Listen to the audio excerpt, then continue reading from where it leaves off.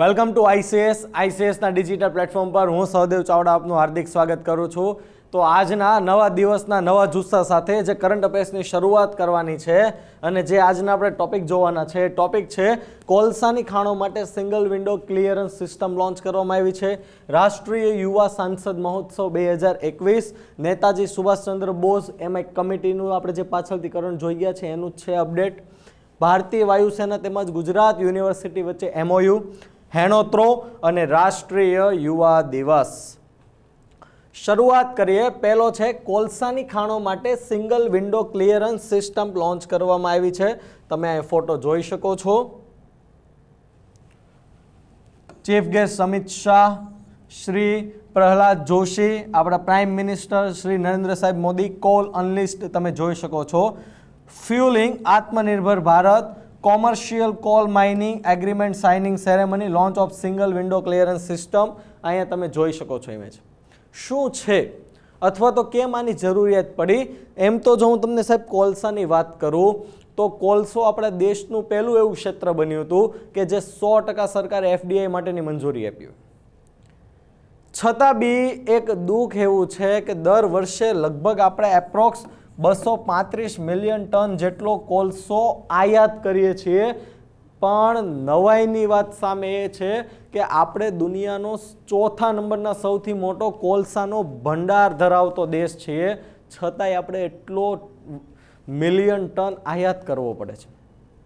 ભારતમાં ભલે no doubt આપણે હમણાં આ છેલ્લા ઘણા મહિનામાં આપણે જોઈએ છે ગ્રીન પ્રોજેક્ટ્સ છે કે સરકાર રિન્યુએબલ એનર્જી તરફ વળી રહી છે, પણ એક સત્ય એ બી છે કે હાલની તારીખમાં 75% કરતાં પણ વધારે એનર્જી આપણે કોલસાથી જ બનાવીએ છીએ.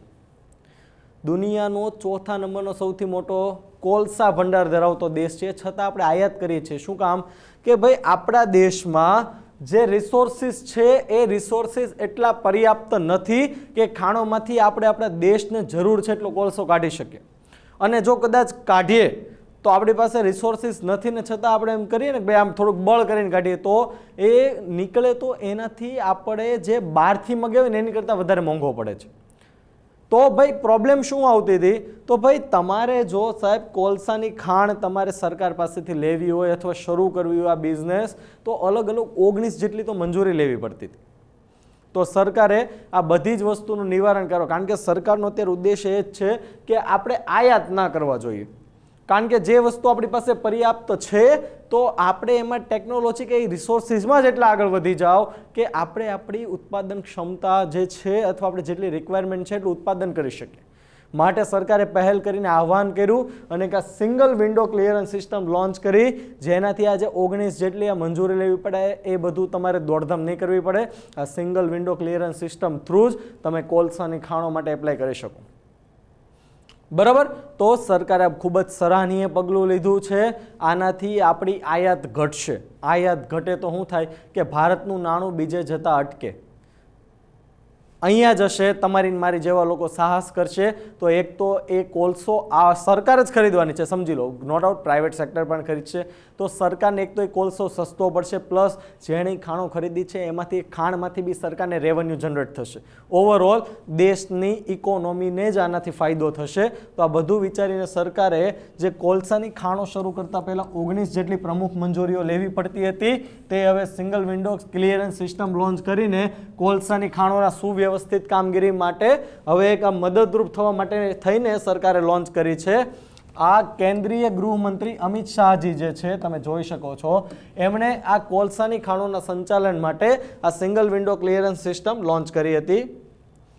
આની અંદર હજી જો ડિટેલમાં જોઈએ તો કેન્દ્રીય મંત્રીએ એમ કહ્યું હતું ભારત વિશ્વમાં ચોથા ક્રમનો સૌથી મોટો કોલસા ભંડાર હોવા છતાં ભારત કોલસાની આયાત કરી રહ્યું છે. શું કામ? કારણ કે આ દેશ માટે યોગ્ય નથી. પરંતુ હવે સિંગલ વિન્ડો ક્લિયરન્સ પ્રોગ્રામના અમલ પછી ભારત 2024 સુધીમાં $5 ટ્રિલિયન અર્થવ્યવસ્થા બનવામાં મદદ મળશે. એટલે કેટલા નંબરની થઈ જાય? 3જા નંબરની આપણે થઈ જાવી. અત્યારે કેટલા નંબરની છીએ? 6ઠ્ઠા નંબરની. કારણ કે આ કોરોના આવ્યો આપણે 5મા નંબર પર આવી ગયા હતા બ્રિટનની અર્થવ્યવસ્થાને પછાડીને, પણ આપણી જીડીપી જે માઇનસમાં ગઈ એના લીધે બ્રિટન ફરીથી આગળ નીકળી ગયું અને આપણે 6ઠ્ઠા નંબર પર આવી ગયા છીએ. બરાબર. તો $5 ટ્રિલિયન જે સરકારનું લક્ષ્યાંક છે એમાં ભરપૂર મદદ મળશે. કેન્દ્રીય મંત્રીએ એ પણ માહિતી આપી હતી કે દેશના કોલસા ઉત્પાદનમાં છેલ્લા 6 વર્ષમાં અનેક ગણો વધારો થયો છે. રીઝન શું? કોલસા ક્ષેત્ર આપણા દેશનું પહેલું એવું ક્ષેત્ર બન્યું કે જેમાં 100% એફડીઆઈને મંજૂરી આપી. એફડીઆઈ એટલે ફોરેન ડાયરેક્ટ ઇન્વેસ્ટમેન્ટ. એના લીધે આજે અનેક ગણો વધારો થઈ ગયો છે ઉત્પાદનમાં. આ પ્રસંગે કેન્દ્રીય મંત્રીએ કોલસાની ખાણકામ કંપનીઓને વિનંતી કરી કે કોલસાના ઉત્પાદનમાં વધારો કરવામાં આવે જેથી આયાત પરની નિર્ભરતા ઓછી થઈ શકે અને ઉભરતા નવા ક્ષેત્રોની આયાત માંગને પણ પહોંચી વળાય. ભારતમાં જો તમને કોલસાનું ઉત્પાદન તમને કહું તો ભારત એ વિશ્વનો 4થા નંબરનો સૌથી મોટો કોલસો ભંડાર ધરાવતો દેશ છે. ભારતમાં મુખ્યત્વે કોલસા ઉત્પાદક રાજ્યો જો તમને કહું ઓડિશા, ઝારખંડ, બિહાર, પશ્ચિમ બંગાળ, છત્તીસગઢ ને મધ્યપ્રદેશ અને લાસ્ટ તેલંગાણા છે. ઓકે, નેક્સ્ટ ટોપિક જોવાનો છે રાષ્ટ્રીય યુવા સાંસદ મહોત્સવ. તારીખ તમે જોઈ રહ્યા છો 12 જાન્યુઆરી. કાલે આપણે એટલા માટે થઈને સ્વામી વિવેકાનંદ જયંતિનો રાષ્ટ્રીય યુવા દિવસ મેં નહોતો લીધો કારણ કે મારે તમને યુવા દિવસ અંતર્ગત પણ એક કરંટ ભણાવવાનું હતું અને આ યુવા સાંસદ મહોત્સવ પણ મારે તમને સમજાવવાનો હતો. બંને ઇન્ટરલિંક થાય છે 12 જાન્યુઆરીનો દિવસ એટલે કે સ્વામી વિવેકાનંદ જન્મ જયંતિ. હવે 12 જાન્યુઆરી રાષ્ટ્રીય યુવા દિવસ છે ને એ બધાને ખબર છે. હવે ગૌણ સેવા જીપીએસસી તો સાઈડમાં રહી, ગૌણ સેવાવાળા એવું નથી પૂછતા. તો હવે એ લોકોને 12 જાન્યુઆરીનું જ કંઈક પૂછવું છે તો પૂછશે આજના 2 ટોપિક. એક તો આપણે રાષ્ટ્રીય યુવા દિનમાં જોશું અને એક છે રાષ્ટ્રીય યુવા સાંસદ મહોત્સવ. હવે જે યુવા સાંસદ મહોત્સવ જે છે એ બીજો છે. 2017માં જ્યારે પ્રધાનમંત્રી મોદી સાહેબે મન કી બાત જે દર મહિનાના છેલ્લા રવિવારે કરે છે ત્યારે આના બીજ રોપાયા હતા કે ભાઈ આવો ટૂંકમાં તમને જો ખાલી સાર આપો ડિટેલમાં તો જોઈશું. તો ભાઈ આ એક યુવા સાંસદ મહોત્સવ એવો કાર્યક્રમ છે કે એમાંથી તમે રાજ્ય અને કેન્દ્ર શાસિત પ્રદેશમાં ટોટલ થઈને 84 વિજેતાઓની પસંદગી કરવામાં આવે અને એમાંથી 29 રાષ્ટ્રીય વિજેતાઓને નેશનલ જ્યુરી સમક્ષ બોલવાની તક મળે. એમાંથી બી આગળ જે ફાઇનલિસ્ટ જે સિલેક્ટ થશે એવું પોતાના વિચાર ડાયરેક્ટ વડાપ્રધાન સમક્ષ એ રજૂ કરી શકે. કારણ કે આમાં ઉંમર બી આપણે આમાં સરકારે નક્કી કરેલી છે 18 વર્ષથી લઈને 25 વર્ષ સુધી. શું કામ? કારણ કે આ જ 18 થી 25 વર્ષના જે નવ યુવાનો છે એ આગળ જતા જાહેર ક્ષેત્રમાં, ખાનગી ક્ષેત્રમાં કે કોઈ પણ પોતાના સાહસમાં પણ એ આગળ વધશે તો એને ખબર છે કે એને એ સ્ટેપ આગળ વધવા માટે કઈ અડચણ આવી રહી છે. એના માટે થઈને કે આજનો યુવાન સરકાર સમક્ષ પોતાનો વિચાર વિમર્શ કરી શકે એના માટે થઈને આ કન્સેપ્ટ આવ્યો રાષ્ટ્રીય યુવા સાંસદ મહોત્સવ. અને આ 2021માં જે આયોજન થયું છે એ બીજું છે. એને ડિટેલમાં જોઈએ તો પીએમ શ્રી નરેન્દ્ર મોદીએ 12 જાન્યુઆરી 2021ના રોજ, હવે આજે 12 જાન્યુઆરી 2021 જે છે એ કાલે જે આપણો દિવસ ગયો એ દિવસે આની ફાઇનલિસ્ટ, આનો ફાઇનલ સેરેમની હતી. ફાઇનલ બરાબર, આની શરૂઆત તો ડિસેમ્બરમાં થઈ હતી પણ આનું ફાઇનલ રિઝલ્ટ અથવા તો ફાઇનલ વડાપ્રધાન સમક્ષ જે ફાઇનલિસ્ટો પોતાના વિચાર મૂકવાના છે એ ફાઇનલ કાર્યક્રમ છે 12 જાન્યુઆરીના રોજ યોજાઈ ગયો. એટલે કે કાલે બીજા રાષ્ટ્રીય યુવા સાંસદ મહોત્સવના કાર્યક્રમને વિડીયો કોન્ફરન્સ દ્વારા સંબોધન કર્યું હતું. આમાં લોકસભાના અધ્યક્ષ, કેન્દ્રીય શિક્ષણ રાજ્યમંત્રી, કેન્દ્રીય યુવા બાબતો અને રમતગમતના રાજ્યમંત્રી પણ આ પ્રસંગે ઉપસ્થિત રહ્યા હતા. આ સમારોહ દરમિયાન મહોત્સવના 3 રાષ્ટ્રીય વિજેતાઓ, કેટલા 84 વિજેતાઓ પસંદ કરીશું. એમાંથી 29ને આપણે રાષ્ટ્રીય વિજેતાઓ પસંદ કરીશું. આ 29માંથી 3 રાષ્ટ્રીય જે ફાઇનલ આ જે 29માંથી બી જે 3 ફાઇનલ સિલેક્ટ થશે એવા 3 રાષ્ટ્રીય વિજેતાઓને વડાપ્રધાન સમક્ષ તેમના વિચારો વ્યક્ત કરવાની તક મળશે. ને આ મળી ગઈ, કાલે એમણે ચર્ચા કરી લીધી બરોબર.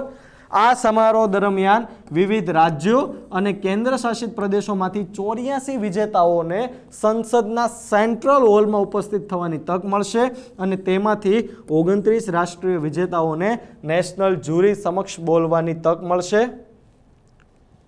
આગળ આ જ્યુરી જે 29 વિજેતાઓને જે જ્યુરી સમક્ષ એમને બોલવાની તક મળવાની છે તો એ જે જ્યુરી જે છે એમાં રાજ્યસભાના સાંસદ રૂપા ગાંગુલી, લોકસભાના સદસ્ય પ્રવેશ સાહિબસિંહ અને વરિષ્ઠ પત્રકાર પ્રફુલ્લ કેતકરનો સમાવેશ થાય છે આ જ્યુરીમાં. નોંધપાત્ર વાત એ છે કે આ બીજો રાષ્ટ્રીય યુવા સાંસદ મહોત્સવ જે છે સાહેબ એ 23 ડિસેમ્બર 2020ના રોજ વર્ચ્યુઅલ માધ્યમ દ્વારા યોજવામાં આવ્યો હતો. ધ્યાન રાખજો, 23 ડિસેમ્બરના રોજ યોજાયો હતો. 12 જાન્યુઆરી એટલે કે કાલે એનો ફાઇનલ સમારોહ હતો. બરોબર. તેના પ્રથમ તબક્કામાં દેશના 2.34 લાખ 2,34,000 યુવાનોએ ભાગ લીધો હતો. આ મહોત્સવની ફાઇનલ 11 જાન્યુઆરી 2021ના રોજ સંસદના સેન્ટ્રલ હોલમાં યોજવામાં આવી હતી. 12 બરોબર. આ સમારંભની થીમ છે યુવા ઉત્સવ નવા ભારતનો, જે બતાવે છે કે યુવાનો નવા ભારતની ઉજવણીને જીવંત બનાવે છે. ટૂંકમાં આજે યુવા સંસદ મહોત્સવની ટૂંકમાં તમને ખાલી વાત કરી દઉં તો આ મહોત્સવનું લક્ષ્ય 18 થી લઈને 25 વર્ષ વચ્ચેની વયના યુવાનોનો અવાજ સાંભળવાનો છે. આપણે હમણાં જ ચર્ચા કરી. બરોબર. એ રીતના આગામી વર્ષોમાં જાહેર સેવાઓ સહિત તેઓ વિવિધ વ્યવસાયોમાં સામેલ થવાના છે. એટલે એમની કઈ અડચણરૂપ એને કોઈ મુસીબત નડી રહી છે એવા પ્રોબ્લેમ માટે આ યુવાનોનો અવાજ સાંભળવા માટે થઈને આ રાષ્ટ્રીય યુવા સાંસદ મહોત્સવ એટલે કે NYPFનું આયોજન કરવામાં આવે છે. NYPFનો ખ્યાલ 31 ડિસેમ્બર 2017ના રોજ વડાપ્રધાને તેમના મન કી બાતના સંબોધનમાં કરેલા વિચાર પર આધારિત છે. આ વિચારથી પ્રેરણા લઈને પ્રથમ NYPFનું આયોજન 12 જાન્યુઆરીથી 27 ફેબ્રુઆરી 2019 સુધી કરવામાં આવ્યું હતું. આ કાર્યક્રમમાં કુલ 88,000 યુવાનોએ ભાગ લીધો હતો. બીજામાં કેટલા થઈ ગયા? 2,34,000. પહેલામાં 88,000. અને જેમ આ કાર્યક્રમ આગળ વધતો જશે તેમ તેમ સાહેબ આમાં યુવાનોની સંખ્યા પણ વધતી જશે. કારણ કે યુવાનોના મનમાં સવાલો તો છે જ. બરોબર. અને જવાબ એને અહીંયા જરૂર ચોક્કસ મળશે. અને આ મહોત્સવની થીમ ભારતનો નવો અવાજ બનો અને નીતિ માટે સમાધાન અને યોગદાન શોધો છે. બરોબર. તો આ યાદ રાખજો. રાષ્ટ્રીય યુવા સાંસદ મહોત્સવ આપણો જે કાલનો કરંટ હતો આ યુવા યુવા યુવા નકરું ભેગું ન થઈ જાય. યાદ રાખજો આ રાષ્ટ્રીય યુવા સાંસદ તો આનું આયોજન થયું ફાઇનલનું 12 જાન્યુઆરી 2021. પછી પ્રવાસી ભારતીય દિવસ અથવા રાષ્ટ્રીય પ્રવાસી ભારતીય દિવસ તો આવશે 9 જાન્યુઆરી. યુવા પ્રવાસી ભારતીય દિવસ આનું આવશે 8 જાન્યુઆરી. એટલે યુવા બધું ભેગું ન થઈ જાય. યુવા પ્રવાસી ભારતીય દિવસ 8 જાન્યુઆરી, પ્રવાસી ભારતીય દિવસ 9 જાન્યુઆરી, 12 જાન્યુઆરી ફાઇનલ કોની? રાષ્ટ્રીય યુવા સાંસદ મહોત્સવની. અને હજી એક કાર્યક્રમ જોવાનો છે, એ હજી હમણાં 1-2 ટોપિક રહીને જોઈશું. ત્રીજો છે નેતાજી સુભાષચંદ્ર બોઝ. આપણે તમને ખબર હોય તો ડિસેમ્બરમાં આ કરંટ જોઈ ગયા છીએ, પણ ત્યારે મેં તમને શું કીધું હતું કે જે નેતાજી સુભાષચંદ્ર બોઝની જન્મ જયંતિ આવે છે કેટલામી? 125મી 23 જાન્યુઆરીના રોજ. તો આ ઉજવણીની સરકાર 1 વર્ષ માટે કયા કાર્યક્રમો રાખવા, શું કરવું, નેતાજી સુભાષચંદ્ર બોઝ સાથે દેશ વિદેશમાં સંકળાયેલા જે એમના સ્થળો છે ત્યાં કઈ રીતના આયોજન કરવું, આ બધા માટે મેં તમને ત્યારે કરંટ ભણાવ્યું હતું. એક સરકાર ઉચ્ચ સ્તરીય કમિટી બનવાની છે, આપણે એવી ચર્ચા કરેલી. અને હવે આ ઉચ્ચ સ્તરીય કમિટીમાં કેટલા મેમ્બર્સ હશે, એમાં મેમ્બર્સમાં કોણ કોણ સામેલ છે, અલગથી સરકારે કયા એડ કરેલા છે એની ડિટેલ આવી ગઈ છે. તો બસ ટોપિક તો ભણી જ ગયા છે, ખાલી મેમ્બરનું આપણે જોવાનું છે. તો તાજેતરમાં PM નરેન્દ્ર મોદીની અધ્યક્ષતામાં નેતાજી સુભાષચંદ્ર બોઝની 125મી જન્મજયંતિ નિમિત્તે એક ઉચ્ચ સ્તરીય સમિતિની રચના કરવામાં આવી છે. આ ઉચ્ચ સ્તરીય સમિતિ 23 જાન્યુઆરી 2021થી શરૂ થતા 1 વર્ષ માટેના કાર્યક્રમોની રૂપરેખા આપશે. અને આ સમિતિમાં ખાસ યાદ રાખજો કેટલા 85 સભ્યો હશે. એટલે વિચાર કરો સરકાર કેટલા સિરિયસલી લઈ રહી છે નેતાજી સુભાષચંદ્ર બોઝને. હવે નેતાજીનો સવાલ હતો તો આપણે PIમાં તમને ખબર હોય 1 માર્કનો આખો સવાલ આવી ગયો કે ભાઈ ચલો દિલ્હીનું સ્લોગન નેતાજીએ આપ્યું હતું યસ. ગાંધીજીના ઉમેદવાર 1938-39માં કોંગ્રેસના અધ્યક્ષ બન્યા હતા, યસ સાચી વાત છે. અને એમાં એમણે ગાંધીજીના ઉમેદવાર પટ્ટાભી સીતારામૈયાને હરાવ્યા હતા, યસ. બરાબર. આખો PM 1 માર્કનો સવાલ આવી ગયો. શું કામ પૂછ્યું હતું? એક્ઝામ જાન્યુઆરીમાં હતી, ડિસેમ્બરમાં આપણે જોયું હતું, ચર્ચામાં આવી ગયું હતું કે ભાઈ ઉચ્ચ સ્તરીય સમિતિ બનવાની અને 23 જાન્યુઆરીના રોજ 125મી જન્મ જયંતિ એટલે કન્ફર્મ જ હતું કે નેતાજી સુભાષચંદ્ર બોઝનો એક સવાલ આવવાનો જ છે. બરોબર. તો આવી રીતના બી તમે કરંટ વાંચતો ને તો બી તમને આઈડિયા બીજા કયા વિષયમાંથી સવાલ આવી શકે. અને હજી નેતાજી એક વખત હજી દેખાવાના જ છે, બરોબર, યાદ રાખજો. કારણ કે આપણે હવે જે STA છે, DYSO છે, GPSC છે, ઉજવણી શરૂ થઈ જશે. ઓકે. હવે આ જે કમિટી જે છે સાહેબ 85 સભ્યોની, એમાં 10 તો કેન્દ્રીય મંત્રી હશે ને 7 તો મુખ્યમંત્રીઓ. 85 માંથી 17 તો ટોપ લેવલની પોસ્ટ થઈ ગઈ. વિચાર કરો, 10 કેન્દ્રીય મંત્રી ને 7 મુખ્યમંત્રી હશે, સાથે પ્રતિષ્ઠિત નાગરિકો હશે, ઇતિહાસકારો હશે. કારણ કે મેં તમને કીધું એમ દેશ વિદેશમાં સુભાષચંદ્રજીના જે જીવન સાથે સંકળાયેલા સ્થળો છે ત્યાં પણ આપણે ઉજવણી કરવાના છીએ. તો એના માટે ઇતિહાસકારો જોઈ શકે. કદાચ આપણને ચલો મેન સ્થળો ખબર હોય, અમુક એવા નાના સ્થળો કદાચ આપણને નહીં પણ ખબર હોય, તો એના માટે થઈને ઇતિહાસકારો, લેખકો, નિષ્ણાંતો, નેતાજી સુભાષચંદ્ર બોઝના પરિવારના સભ્યો એ બી માહિતી આપી શકે એક્સ્ટ્રા.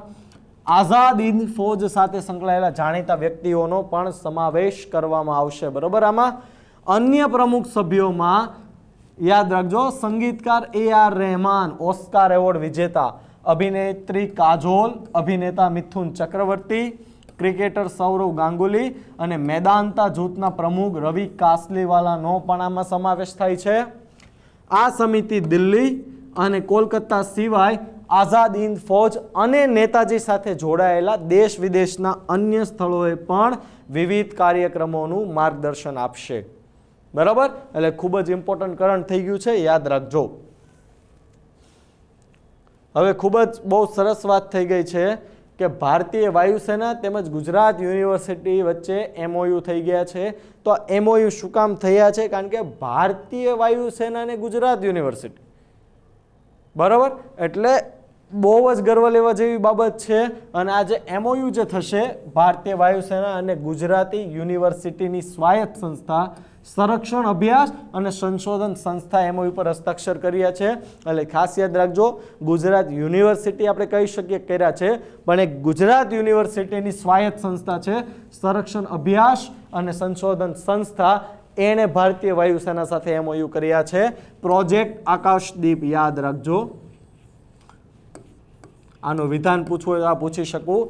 પ્રોજેક્ટ આકાશદીપના ભાગરૂપે અધિકારીઓ દ્વારા સંશોધનને પ્રોત્સાહન આપવા માટે આ ભાગીદારી કરવામાં આવી છે. તો ખાસ યાદ રાખજો, પ્રોજેક્ટ આકાશદીપ. આ MOUના કારણે ભારતીય વાયુસેનાના અધિકારીઓ ડોક્ટરલ રિસર્ચ, સ્નાતોત્તર કાર્યક્રમો, સ્નાતોત્તર ડિપ્લોમાનો અભ્યાસ કરી શકશે. પણ કોણ? ભારતીય વાયુસેનાના અધિકારીઓ. બરાબર. જેમાં સંરક્ષણ અભ્યાસ આવી જશે, સંરક્ષણ વ્યવસ્થાપન આવી જશે, રાષ્ટ્રીય સુરક્ષા આવી જશે, એરોસ્પેસ અને ઉડ્ડયન વિજ્ઞાન તેમજ સંરક્ષણ ટેકનોલોજી સાથે સંકળાયેલા અન્ય ક્ષેત્રો સહિત વિવિધ રસના ક્ષેત્રોને પણ આવરી લેવામાં આવ્યા છે. મતલબ ભારતીય વાયુસેના બેઝડ કાર્યક્રમો હશે. બરોબર. યાદ રાખજો, ગુજરાત યુનિવર્સિટી અને ભારતીય વાયુસેના છે. હેણોત્રો ઇંગ્લિશ નામ જે કહેવાય, આપણે GPSCની તૈયારી કરીએ છીએ એટલે આપણે હેણોત્રો જ યાદ રાખવાનો. પછી આને વાઇલ્ડ કેટ, આ કેટ ને ઢીકડી કેટ કયો, કોઈ કામનું નથી આપણા માટે. GPSC અને એમાંય તમને મને ખબર છે આપણે તો સાંસ્કૃતિક વારસાનો સબ્જેક્ટ પણ આવે છે. તો સરકાર આનું જે લોકલ નામ હશે એ જ તમને પૂછશે. એટલે આને આપણે કહેવાય છે ગુજરાતમાં હેણોત્રો. હેણોત્રો. બરાબર. બોલવામાં ધ્યાન રાખજો. આ માત્ર ને માત્ર ગુજરાતમાં ખાલી કચ્છમાં જ જોવા મળે છે. કારણ કે હેણોત્રોની એક ખાસિયત છે, જે હેણોત્રો જે છે એ રણ અને કાંટાળા જેવા ક્ષેત્રોમાં જ જોવા મળે છે. માટે થઈને એને માફક આવતું સ્થળ ગુજરાતમાં માત્ર કચ્છ જ છે. હેણોત્રાની સાહેબ તમને બીજી ખાસિયત કહું તો એ માત્ર રાત્રે જ નીકળે. ખાલી દિવસે એ આરામ કરે છે, એની જે કોઈ બખોલ હોય એમાં એ રાત્રે જ નીકળે ફરવા, વિહાર કરવા, શિકાર કરવા, તમે જે કહો. અને બહુ દુઃખદ વાત છે કે હેણોત્રા ગુજરાતમાં વધ્યા છે માત્ર 30. ખાલી કેટલા? આ પ્રાથમિક અનુમાન છે ને હવે હજી કેટલાક આવનારા સમયમાં ઘટી જાય એની કોઈ શક્યતા ન કહેવાય. માત્ર 30 બચ્યા છે. જેમ કે હું તમને એમ કહું, ઘોરાડ છે, ઘોરાડ પક્ષી અભયારણ્ય કચ્છમાં જ છે. તમે વિચાર કરો, આ માણસની વિકૃતતા જુઓ કે ગુજરાતમાં ઘોરાડ ખાલી 14 થી 15 જ બચ્યા છે, જેમાં નર એક જ છે અને એની બી ઉંમર થઈ ગઈ છે, બાકી બધી માદા છે. તો આવનારા સમયમાં ગુજરાતમાંથી ઘોરાડ, નોટ આઉટ ભારતના બીજા રાજ્યોમાં છે, પણ ગુજરાતમાંથી ઘોરાડ સાફ થઈ જશે. તો આપણી નજર સામે આપણી પહેલા બી ઘણા પ્રાણી, પક્ષી, પશુ પક્ષી લુપ્ત થઈ ગયા છે, પણ આજે આપણી પાસે 21મી સદીમાં આધુનિક ટેકનોલોજી ધરાવીએ છીએ, તો આજે આપણી પાસે મોકો છે કે આની વસ્તી ગણતરી આપણે કરી શકીએ, કયા એરિયામાં છે, સેટેલાઇટ મેપિંગ. તો આપણે ધારીએ, આપણે જો ફોકસ કરીએ તો હવે આવનારા સમયમાં કોઈ બીજી પ્રજાતિ લુપ્ત ન થાય એની જવાબદારી આપણી ઉપર આવે છે. માટે થઈને કેન્દ્ર સરકાર દ્વારા તાજેતરમાં હેણોત્રાને લુપ્ત થવાના આરે આવેલી દુર્લભ પ્રજાતિ તરીકે, એટલે કે લુપ્તપ્રાય પ્રાણી તરીકે જાહેર કર્યું છે હેણોત્રાને. જેને લઈને આગામી દિવસોના આ પ્રાણીના સંરક્ષણ અને સંવર્ધનને લઈને આગળ કામગીરી વધારવામાં આવશે. કારણ કે ભારત સરકારે તો વાઘ છે તમે જોઈ શકો છો, તમે સિંહ છે તમે જોઈ શકો છો. આપણી પીએમ એક સવાલ હતો કે તાજેતરમાં કેન્દ્ર સરકાર સુપ્રીમ કોર્ટે કયા જાનવરને ભારતમાં આવવા દેવાની મંજૂરી આપી દીધી છે કે આપણે એને વસાવવાના છીએ, અને એ હતો આફ્રિકન ચિત્તો. હવે આપણી સુપ્રીમ કોર્ટે મંજૂરી આપી છે. આ બી પીઆઈનો જ સવાલ હતો. એ આફ્રિકન ચિત્તાને હવે આપણે ભારત લાવીશું ને અહીંયા આપણે એનું સંવર્ધન કરીશું. કારણ કે લગભગ આઈ થિંક 1953-54 સુધી ભારતમાં દીપડા હતા, ચિત્તા હતા, અને ત્યારબાદ લુપ્ત થઈ ગયા ને ભારતમાં એક પણ ચિત્તો નથી. હવે તમને એમ થશે સાહેબ આ અમારા સુરતમાં કે આ અમારા ગુજરાતમાં દીપડાઓનો કેટલો ત્રાસ છે, તમે જ કરંટ ભણાવ્યું હતું જામનગર શિફ્ટ કર્યા. એ સાહેબ દીપડા છે. દીપડા અને ચિત્તામાં ફરક શું આવે? દુનિયાનું સૌથી ફાસ્ટ જાનવર ચિત્તો, અને જે ચિત્તો હશે સાહેબ એને આમ આંખ પાસેથી આવી રીતના કાળા આમ લીટા જતા હશે, એ ચિત્તો. અને આપણે ભારતમાં જે સાહેબ જોવા મળે છે એ છે દીપડો. બરાબર? એટલે બેનું ખાસ યાદ રાખજો. એટલે આપણે બી આવી રીતના સંવર્ધન કાર્ય હવે હેણોત્રાનું પણ કરીશું. કારણ કે જો નહીં કરીએ તો 30 જેટલી જ સંખ્યા બચી છે, એટલે 10 થી 15 વર્ષમાં સાફ આ પ્રાણીઓનું કંઈ બહુ આયુષ્ય નથી હોતું. બરાબર? તો ગુજરાતમાં એકમાત્ર કચ્છમાં જ હેણોત્રો જોવા મળી રહ્યા છે. તેની અત્યારે અંદાજિત 30 જેટલી સંખ્યા હોવાનું અનુમાન છે. આ પ્રાણી શાંત સ્વભાવનું અને માત્ર રાત્રિના જ સમયે બહાર નીકળતું પ્રાણી છે. આ પ્રાણી માત્ર રણ અને કાંટાળા વિસ્તારમાં જ વસવાટ કરે છે. એવું આ પ્રાણી આજે લુપ્તપ્રાય પ્રાણી તરીકે કેન્દ્ર સરકારે આને જાહેર કરી દીધું છે. હવે કચ્છના જે આપણા નાગરિકો છે એમને સાચવવાનું છે કે હેણોત્રો કઈ રીતના બચાવો. બાકી કેન્દ્ર સરકાર તો એનું સંરક્ષણ ને સંવર્ધન લઈને કામગીરી આગળ વધારવાનું જ છે. જે આજનો છેલ્લો ટોપિક જોવાનો છે કે મેં જે કાલે નહોતો લીધો. કાલે શું કામ નહોતો લીધો? કારણ કે સ્વામી વિવેકાનંદ આપણા બધાયના સાહેબ એટલા આદર્શ છે. નાનેથી ભણીએ છીએ, આપણને ખબર જ છે. શિકાગો ધર્મ પરિષદમાં ગયા જ હતા.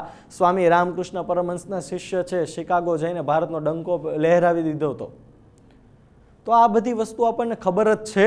આ વસ્તુ હવે પૂછાતી પણ નથી. પણ આ રાષ્ટ્રીય યુવા દિવસ આપણે અમને કીધો છે સ્વામી વિવેકાનંદની જન્મ જયંતિના દિવસે.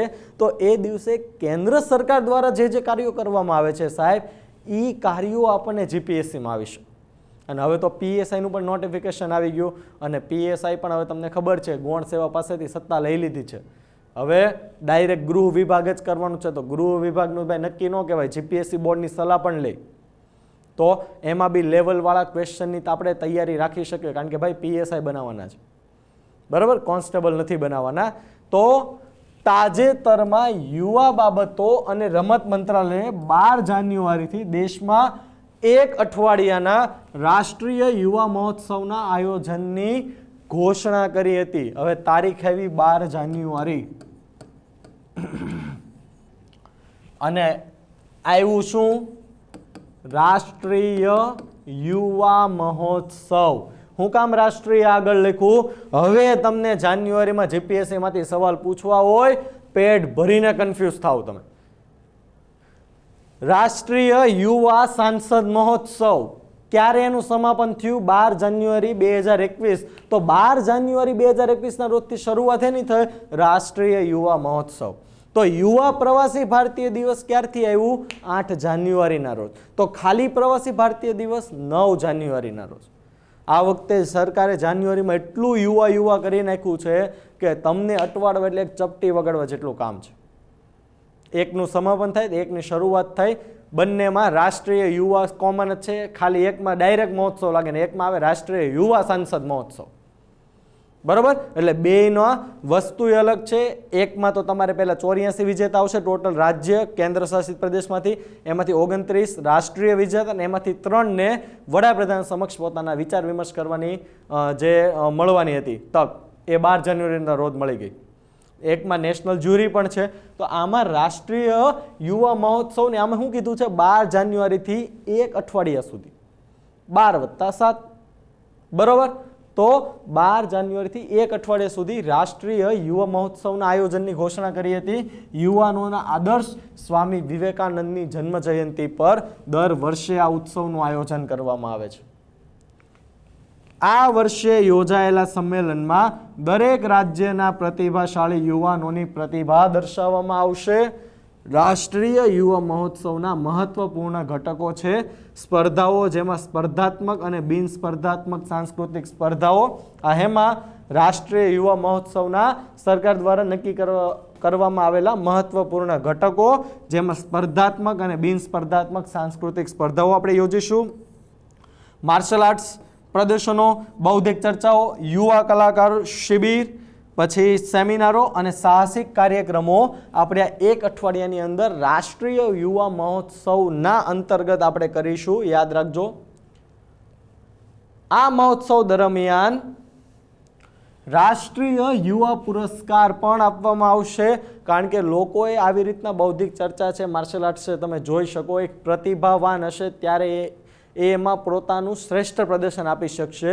તો જ્યારે કોઈ વ્યક્તિએ શ્રેષ્ઠ પ્રદર્શન આપ્યું હોય તો એ પુરસ્કારનો હકદાર જરૂર બને છે. તો સરકારે રાષ્ટ્રીય યુવા મહોત્સવ અંતર્ગત રાષ્ટ્રીય યુવા પુરસ્કાર પણ સરકાર આપશે. જાન્યુઆરી પણ કઈ, પીએમ નરેન્દ્ર મોદીએ 12 જાન્યુઆરીએ આ ઉત્સવનું ઉદ્ઘાટન કરશે, એટલે કે થઈ ગયું, અને સંસદના સેન્ટ્રલ હોલમાં યોજાનારા યુવા સંસદ કાર્યક્રમ સાથે સમાપન કરશે. એટલે એકનું ઉદ્ઘાટન કરશે ને એકનું સમાપન કરશે. એટલે ટોપિક મારે 2 લેવાતા, એટલે મેં કાલે સ્વામી વિવેકાનંદ નહોતું ચલાવ્યું, બરાબર. કારણ કે ઓલો આગલા દિવસનું પછી આપણે કોને યાદ હોય, હમણાં તો એ ઉત્તરાયણના મૂડમાં હોવી, બરાબર. કેવી રીતના દોસ્તારને ધાબે લાવો, કારણ કે સરકારે તો બહારના વ્યક્તિને ના પાડી છે, એટલા માટે થઈને એક દિવસે લીધું છે, બરાબર. દર વર્ષે 12 જાન્યુઆરીએ રાષ્ટ્રીય યુવા દિવસ સમાજ સુધારક, વિચારક અને યુથ આઇકોન એવા સ્વામી વિવેકાનંદની જન્મ જયંતિ નિમિત્તે ઉજવવામાં આવે છે. હવે હું તમને એમ કહું, આ રાષ્ટ્રીય યુવા દિવસ છે, તો અહીંયા હું ખાલી વિશ્વ લગાડી દઉં તો વિશ્વ યુવા દિવસ ક્યારે આવશે, તો એમાં તારીખ તો 12 જ રહેશે, પણ મહિનો ફરી જશે ઓગસ્ટ, અને આ 12 ઓગસ્ટે આપણા ભારતીય અવકાશ વિજ્ઞાનના જનક અથવા પિતામહ એવા ડૉક્ટર વિક્રમ સારાભાઈનો પણ જન્મદિવસ છે. ગયા વર્ષે એમની 100મી જન્મ જયંતિ ગઈ, એટલે યાદ રાખજો 12 ઓગસ્ટ વિશ્વ યુવા દિવસ છે, અને સાથે આપણા ડૉક્ટર વિક્રમ સારાભાઈનો પણ જન્મદિવસ છે.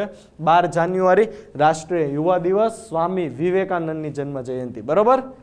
આ દિવસનો હેતુ સ્વામી વિવેકાનંદના મહાન વિચારોની જાગૃતિ લાવવાનો છે, અને તે દેશના યુવાનો માટે એક મહાન પ્રેરણા સ્ત્રોત છે. એ વિચાર એના બહાર લાવવાનો છે, કારણ કે આપણે તો ખાલી વાંચે જ લેવી છે. ઉઠો, જાગો અને ધ્યેય પ્રાપ્તિ સુધી મંડિયા રહો. સૌ પ્રથમ ઉઠાતું તો નથી, શિયાળો હાલે. જાગો, જાગતા તો છીએ જ નહીં. શું કામ? કારણ કે ઉઠીને આપણે પહેલું સીધું વોટ્સઅપ જ પકડવાનું હોય, પછી કાંઈક આજે કાંઈક દોસ્તાનો ફંક્શન છે, બર્થડે છે, હમણાં જ બર્થડે બહુ થઈ ગયો, અને ધ્યેય પ્રાપ્તિ સુધી મંડિયા રહો. યસ, ધ્યેય છે આજે, શું આજે અહીંયા ફરવા જવાનું છે, એવું નથી. એ જે કયા મર્મમાં કહી ગયા છે, એ મર્મ આપણને સમજાય તો રિયલીમાં આપણા પ્રેરણા સ્ત્રોત બને. એની માટે થઈને રાષ્ટ્રીય યુવા દિવસ આપણે ઉજવીએ છીએ, બરાબર. એના વિચારોને જાગૃતતા ફેલાવવાનો છે આપણે.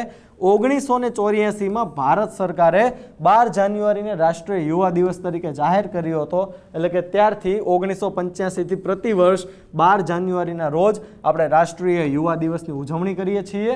અને આ દિવસે દેશભરમાં સેમિનારો, ભાષણો, યુવા વાર્તા, યોગાસનો, નિબંધ લેખન સ્પર્ધા વગેરે જેવી પ્રવૃત્તિઓનું આયોજન કરવામાં આવે છે. અને સ્વામી વિવેકાનંદની જન્મ જયંતિ પર આપણે એમને શ્રદ્ધાંજલિ અર્પણ કરીએ છીએ, બરાબર. તો આજના દિવસ માટે આપણા કરંટના એટલા ટોપિક કામના હતા. આ કરંટની પીપીટી મેળવવા માટે નીચે ડિસ્ક્રિપ્શન બોક્સમાં લિંક આપેલી છે, આપણી વેબસાઇટ છે, આપણી ICS મેન્ટર નામની એપ્લિકેશન છે, આપણી ટેલિગ્રામ ચેનલ છે, અધર સોશિયલ પ્લેટફોર્મ પર પણ તમે અમને ફોલો કરી શકો છો. બીજું તો કોઈ પણ કન્ફ્યુઝન હોય તમે કમેન્ટ કરી શકો છો. જો કોઈ ટોપિક હશે તમે બનતી માહિતી કરશું, વધારે માહિતી આપીને વિડીયો બનાવવાની. કોઈ પણ એક્ઝામ રિલેટેડ ક્વેરી હોય તો તમે આપણી સંસ્થાનો અહીંયા નંબર આપેલો છે અથવા આપણે કમેન્ટ બોક્સમાં પણ લખી દેજો. અમારી સંસ્થા તમને કોન્ટેક્ટ કરશે અથવા તમને યોગ્ય જવાબ આપશે. બરાબર. છેલ્લે તો બસ એટલું જ કહીશ, keep learning, keep educating, because as we all know education is life itself. જય હિન્દ, જય ભારત.